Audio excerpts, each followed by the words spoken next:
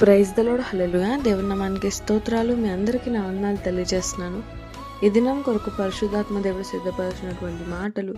ప్రియ సహోదరి సహోదరుడా, ఈ దినము నీకు దేవుడు ఆత్మకి ప్రొటెక్షన్ ఇచ్చేటువంటి దేవుడుగానే ఉంటున్నారా, లేకపోతే బాడీకి ప్రొటెక్షన్ ఇచ్చేటువంటి దేవుడుగా ఉంటున్నారా?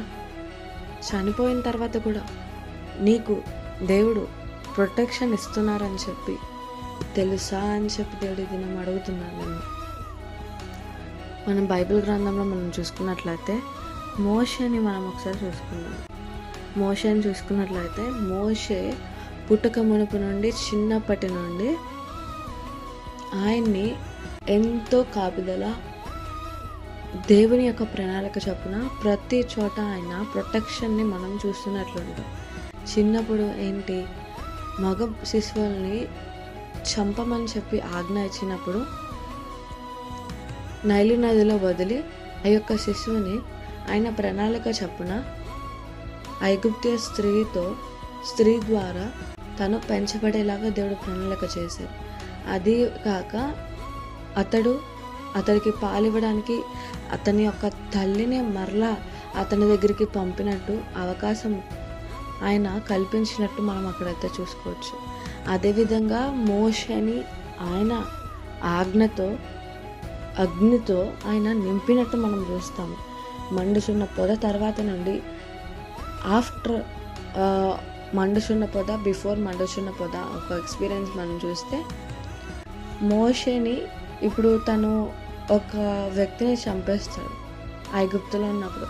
చంపేసినప్పుడు అక్కడే అది తెలిసి ఎంతోమంది తన్ని చంపడానికి ప్రయత్నించవచ్చు, ఉండవచ్చు. కానీ అక్కడ తనకి ఏ హాని కలగకుండా దేవుడు మిద్యానికి నడిపించాడు. ఆ యొక్క ప్రయాణం అంతట్లో ఏ ఒక్క యానిమల్స్ నుండి ఏ ఒక్క అపాయం తనకి రాకుండా దేవుడు అతనికి ప్రొటెక్షన్ అనేది అతనికి కల్పించాడు. సీనాయి పర్వతం ఎక్కుచుండగా తనకి ప్రొటెక్షన్ కలిగించాడు. ఎన్నో యుద్ధాలు వచ్చినప్పుడు అతనికి ప్రొటెక్షన్ని కలగజేశాడు. తనకే కాకుండా తన ద్వారా అనేక మందిని దేవుడు ప్రొటెక్ట్ చేస్తూ వచ్చారు. ఆహారం అంటే ఆహారం, వాటర్ అంటే వాటర్, షీల్డ్ అంటే షీల్డ్, అట్లాగా దేవుడు ఏదంటే అది చేస్తూ వచ్చారు. చివరికి మోషే చనిపోయినప్పటికీ తను ఇంకా హెల్దీగా ఉన్నట్టే బైబిల్ గ్రంథంలో మనకి వాక్యం ద్వారా దేవుడు మాట్లాడుతున్నారు. తను చనిపోయే ఇయర్ ఏంటంటే, ఏజ్ ఏంటంటే 120 yearsకి చనిపోయాడు. అప్పటికి కూడా తన యొక్క శక్తిను, తన యొక్క ఐసైట్ అనేది క్షీణించిపోలేదు. చాలా గుడ్ హెల్త్ని మోషేకి దేవుడు తాను దయచేశాడని చెప్పి వాక్యం ద్వారా మాట్లాడుతున్నారు. మోషే చనిపోయిన తర్వాత కూడాను, అంటే దేవుడు నీవు జీవం కలిగినటువంటి దేవుడు కాబట్టి దేవుడు నీవు బతికున్నప్పుడు వరకే నీకు రక్షణ ఇస్తారా? కాదు. మోషే చనిపోయిన తర్వాత మనం చూసుకున్నట్లయితే అపవాది ఎంతగానో ప్రయత్నించాడు మోషే యొక్క శరీరాన్ని తీసుకువెళ్ళిపోవడానికి.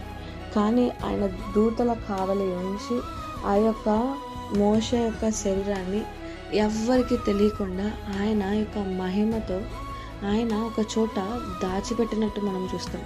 ఎందుకనంటే అపవాది ఏం చేస్తున్నాడు, నీ యొక్క ఆత్మనే నరకంలోకి తీసుకెళ్ళాలనుకోక నీ యొక్క శరీరం ద్వారా దేవునికి ఎంతో గొప్ప కార్యాలు, ఘనత వచ్చింది.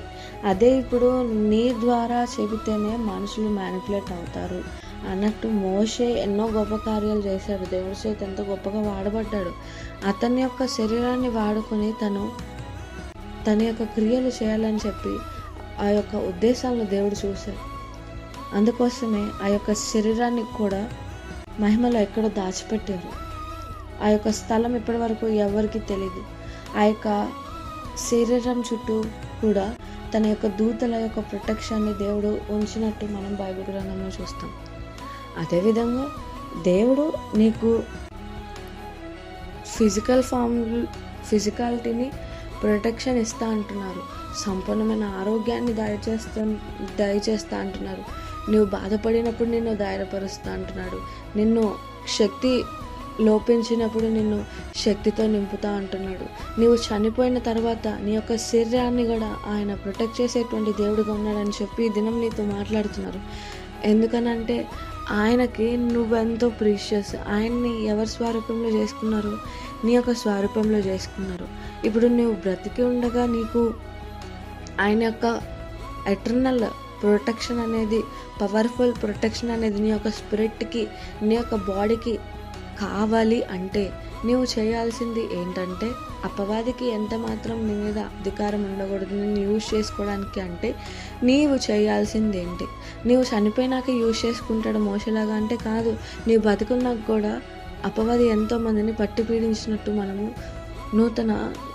ఇప్పుడు మత్తయి సువార్తలో మనం చూస్తూ ఉంటాం, లూకా, మార్కు, యోహానులో మనం చూస్తూ ఉంటాం. దేవుడు అనేక మంది యొక్క అపవాది యొక్క శక్తుల నుండి విడుదల వ్యక్తులకి ఇచ్చినట్టు మనం చూస్తాం. అదేవిధంగా అపవాది ఏం చేస్తాడు? నువ్వు బతికుండగానే వాడు నిన్ను పట్టి పీడించి నిన్ను నాశనం చేయాలనుకుంటాడు. కానీ అవకాశం అపవాదికి ఇవ్వకూడదు. నీవు తెలిసి ఇస్తావా అంటే కొన్నిసార్లు తెలిసి చేసేటువంటి దేవుడు మనకిచ్చినటువంటి బౌండరీస్ చేయదన్నవి చేసినప్పుడు వాడికి మనం ఒక డోర్ తెరిచినట్టే.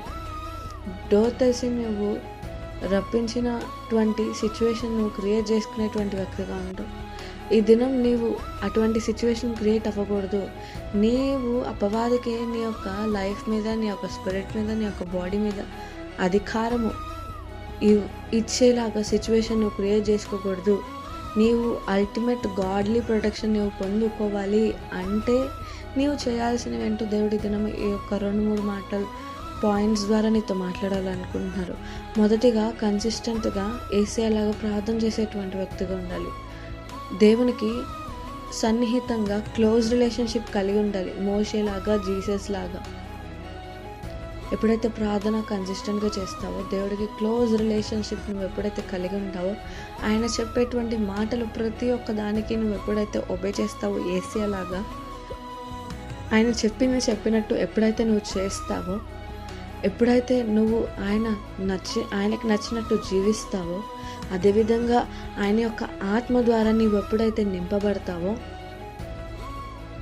ఆయన నడిపించే మార్గంలో నీవు ఒబే చేస్తూ ఎప్పుడైతే నడుస్తావో, ఆయన ఏం చేసేటువంటి వ్యక్తిగా ఉంటున్నారంటే నీకు అల్టిమేట్ ప్రొటెక్షన్ అనేది ఆయన దయచేసేటువంటి దేవుడిగా ఉంటున్నారు. ఎందుకనంటే ఇప్పుడు నువ్వు దేవుడికి దగ్గరగా ఉంటున్నావు, దేవుడికి ఎడతెగక ప్రార్థన చేస్తున్నావు అంటే కమ్యూనికేట్ అవుతున్నావు. దేవుడికి నీకు ఎక్కడ గ్యాప్ రాకుండా కంటిన్యూగా ప్రేయర్ చేస్తున్నావు. అదేవిధంగా దేవుని యొక్క మాటకి ఏసేలాగా ఒబే చేసేటువంటి వ్యక్తిగా ఉండాలి. పాపంకి దూరంగా ఉండాలి. ఎలాగైతే తండ్రికి తన యొక్క కుమారుడు ఎలా లోబడతాడో అలాగే ఆయన యొక్క ఆజ్ఞల్ని గాయకుంటూ ప్రతి ఒక్క మాటకి నువ్వు ఒబే చేసేటువంటి వ్యక్తిగా ఉండాలి. ప్రతి ఒక్క సిచ్యువేషన్స్లో నీవు దేవుని ఎడల కదల్చబడలేనటువంటి నమ్మకాన్ని, విశ్వాసాన్ని నువ్వు కలిగి ఉండాలని చెప్పి దేవుడు ఈ దినం మాట్లాడుతున్నారు. అదేవిధంగా ఇవన్నీ చేస్తున్నావు, ఓకే, నీవు ఆయన యొక్క ఆత్మ నింపుదల నువ్వు కలిగి ఉన్నావా? నీ యొక్క ఆత్మకి తోడు ఆయన యొక్క ఆత్మ నీలో నింపుదల కలిగి ఉన్నావా? పరిశుద్ధాత్మ అగ్ని నింపుదల. లేకపోతే నీవు ఆయన ఆత్మ కోసం అడుగు. ఆయన అగ్నితో కాల్చమని, నింపమని చెప్పి అడిగినప్పుడు ఆయన నీలో నివాసం ఉండడానికి ఇష్టపడినప్పుడు ఆయన యొక్క శక్తిని, ఆయన యొక్క చిత్తాన్ని తెలియజేస్తూ, ఆయన మార్గంలో నడిపిస్తూ, ఆయన యొక్క నామంలో, శక్తిలో ఎంత బలం ఉందో అది నీకు కనపరిచేటువంటి దేవుడుగా ఉన్నారు. నీవు ఆయన ఆత్మతో నింపబడి ఉన్నప్పుడు అపవాది నీలో నివాసం ఉండడానికి ఎక్కడ స్థానం ఉంది? అపవాదిని యొక్క దగ్గరికి కూడా రావడానికి దేవుని అధికారం ఇవ్వడానికి. అదేవిధంగా నీ యొక్క శరీరాన్ని, నీ యొక్క ఆలోచనని, హృదయాన్ని దేవుని ఎడల పరిశుద్ధంగా ఉంచుకోవాలి. ఎప్పటికప్పుడు నీవేం చేయాలంటే నీవు రెన్యూ చేసుకోవాలి. నీ యొక్క చెడు తలంపుల్ని, చెడు నడతలను గూర్చి, చెడు క్రియలను బట్టి ఎప్పటికప్పుడు రెన్యూ చేసుకోవాలి, రీస్టోర్ చేసుకుంటూ ఉండాలి. ఎందుకనంటే మనం పుట్టుకతోనే పాపంతో పుట్టాము. పాప స్వభావం అనేది మన యొక్క బాడీలోనే ఉంది. సో నువ్వు ఏం చేయాలంటే డైలీ కన్ఫెస్ చేసుకుంటూ ఉండాలి, పరిశీలించుకుంటూ ఉండాలి, ఎక్కడ దేవుడికి ఇష్టం లేనిది ఏమైనా చేశానా అని చెప్పి. అదేవిధంగా దేవుని యొక్క వాగ్దానాలను గురించి నీవు ఎప్పటికప్పుడు నెమరు వేసుకుంటూ తలుచుకుంటూ ఉండాలి. ఒక ఎగ్జాంపుల్ చూసుకున్నట్లయితే కీర్తనలు 91 అల్టిమేట్ ప్రొటెక్షన్. అందులో దేవుడు ఆ యొక్క అధ్యాయం అంతా ప్రొటెక్షన్ గురించి మాట్లాడుతున్నారు. అదేవిధంగా దేవుడు చివరిగా ఇంకో మాట ఏం మాట్లాడుతున్నారంటే నాలో నిలిచి ఉండాలి. ఆయనలో నిలిచి ఉన్నప్పుడు మన మీద అపవాదికి అధికారం ఉండదు. మొదటిగా మనం చేయాల్సిందేంటి? ఎడతెగక ప్రార్థన చేయాలి. ఆయన యొక్క మాటలకు ఒబే చేసేటువంటి వ్యక్తిగా ఉండాలి. పిల్లలు ఎట్లాగా తల్లిదండ్రులకు ఒబే చేస్తారో అదేవిధంగా ఎడతెగనటువంటి విశ్వాసం, కదల్చబడలేనటువంటి విశ్వాసం, నమ్మకత్వాన్ని ఆయన ఎడల కనపరిచేటువంటి వ్యక్తులుగా ఉండాలి. అదేవిధంగా ఇంకా ఆయన యొక్క ఆత్మ నింపుదల నీవు ఖచ్చితంగా కలిగి ఉండాలి. నువ్వు ఖాళీ పాత్రగా ఉండడానికి వీల్లేదు. ఎందుకంటే ఖాళీ వెజల్స్ ఎక్కువ అంటే అవకాశం ఉంది. నువ్వు దేవునితో నింపుదల కలిగి ఉంటే అపవాదికి అది అవకాశం ఉండదు. అదే నువ్వు ఖాళీ పాత్రగా ఉంటే అపవాది ఎక్కడ దూరి నిన్ను స్పాయిల్ చేద్దామా అని చెప్పి ఉంటాడు. నీ యొక్క ఆత్మకి ప్రొటెక్షన్ కావాలి, నీ యొక్క సోల్కి ప్రొటెక్షన్ కావాలి, నీ యొక్క బాడీకి ప్రొటెక్షన్ కావాలంటే ఇవన్నీ చేయాలి. ఎడతెగక ప్రార్థన చేయాలి, దేవుడి మాటకి ఒబే చేయాలి, నమ్మకత్వాన్ని కనపరచాలి, దేవుడి పట్ల బలమైన విశ్వాసం కలిగి ఉండాలి, పరిశుద్ధాత్మ అభిషేకం నీవు కలిగి ఉండాలి. అదేవిధంగా నీవు దేవుని ఎడల అంతరంగంగా బాహిరకంగా నువ్వు పరిశుద్ధమైనటువంటి జీవితాన్ని నువ్వు జీవించేటువంటి వ్యక్తిగా ఉండాలి. ఎప్పటికప్పుడు ఆయన నీకు ఇచ్చినటువంటి శరీరాన్ని నువ్వు ఎప్పటికప్పుడు జాగ్రత్తగా కాపాడుకోవాలి. ఎట్లా పడితే అట్లాగా తినడం, ఎట్లా పడితే అట్లా జీవించడం అంటే కాదు. ఫస్ట్ సెన్స్ నీవు ఇచ్చినటువంటి శరీరాన్ని కాపాడుకునేటువంటి వ్యక్తిగా ఉండాలి. కాపాడుకుంటున్నా కానీ నీవు ఎదుర్కొంటున్న హెల్త్ ఇష్యూస్ అంటే వాటి మీద కూడా దేవుడు జయమిస్తాడు ఎప్పుడైతే నువ్వు పరిశుద్ధంగా జీవిస్తావు. శరీరం అంతా లోపల కుళ్ళు కుతంత్రం అంతా ఉండిపోతే బయటికి ఆరోగ్యంగా ఎలా కనిపిస్తారు? లోపల ప్యూర్గా ఉంటేనే శరీరం కూడా ఆరోగ్యంగా ఉంటుంది. లోపల నీవు దేవుని ఆత్మతో నింపుకుంటే ఆయన బహిరంగంగా నిన్ను శరీరం యొక్క ఆరోగ్యాన్ని నింపుతాడు, ఆత్మ యొక్క ఆరోగ్యాన్ని కూడా బలపరుస్తాడు. అదేవిధంగా ఎప్పటికప్పుడు దేవుని యొక్క వాక్యాలు మనకి ప్రామిస్గా ఇచ్చారు. కీర్తనలు 91 దాన్ని ఎప్పటికప్పుడు నెమరు వేసుకుంటూ తలుచుకుంటూ ఉన్నప్పుడు ఇలాగ నువ్వు ఎప్పుడైతే చేస్తావో ఆయన యొక్క అల్టిమేట్ పవర్ఫుల్ ప్రొటెక్షన్ అనేది నీ యొక్క బాడీకి, నీ యొక్క సోల్కి, నీవు చనిపోయిన తర్వాత కూడా ఆయన యొక్క ప్రొటెక్షన్ అనేది నీకు దయచేసేటువంటి దేవుడు ఉంటున్నారు. ఆయన నీవు బ్రతికున్నప్పుడే ఆయన నిన్ను కాపాడుతానని చెప్పి అనట్లేదు, కానీ నువ్వు చనిపోయినా కూడా నీ యొక్క శరీరానికి, నీ యొక్క ఆత్మకి ఆయన ప్రొటెక్షన్ ఇచ్చేటువంటి దేవుడు ఉంటున్నారు. ఈ దినం నీ యొక్క ఈ పాయింట్స్ నిన్ను ఎప్పుడైతే పాటిస్తావో అప్పుడు దేవుడు ఖచ్చితంగా నీకు సంపూర్ణమైన ఆరోగ్యాన్ని, నీ యొక్క ఆత్మని పరిశుద్ధపరుస్తారు, నిన్ను ఆయన యొక్క ఆత్మతో నింపుతారు. అపవాదికి ఎంత మాత్రం అధికారం లేకుండా ఈ యొక్క ఎంప్టీనెస్ నీ యొక్క లైఫ్లో నీ యొక్క ఇంటర్నల్గా ఉండకుండా నిన్ను ఆయన ఆత్మతో ఫిల్ చేసి నిన్ను శక్తి, బలము, ఆరోగ్యంతో నింపి నిన్ను ఆయన మార్గంలో నడిపించాలని కోరుకుంటున్నాను. ఈ దినం నుండి నీవు హెల్తీగా ఉండాలి, నీవు ప్యూర్గా ఉండాలి, దేవుని ఆత్మతో నింపబడి ఉండాలంటే ఏం చేయాలో దేవుడు మాట్లాడారు కదా. నీకు అల్టిమేట్ హెల్త్ కావాలి, సోల్కి ప్రొటెక్షన్ కావాలి, నీకు ప్రొటెక్షన్ కావాలి. నువ్వు చనిపోయినాక కూడా నువ్వు బతికున్నప్పటి వరకు ప్రొటెక్షన్ కావాలనుకుంటున్నావు. ఆయన నీ యొక్క చనిపోయిన తర్వాత నీ యొక్క శరీరానికి, నీ యొక్క ఆత్మకి కూడా ఆయన కాపుదలు ఇస్తున్నా అని చెప్పి దేవుడు ఏదైనా మాట్లాడుతున్నారు.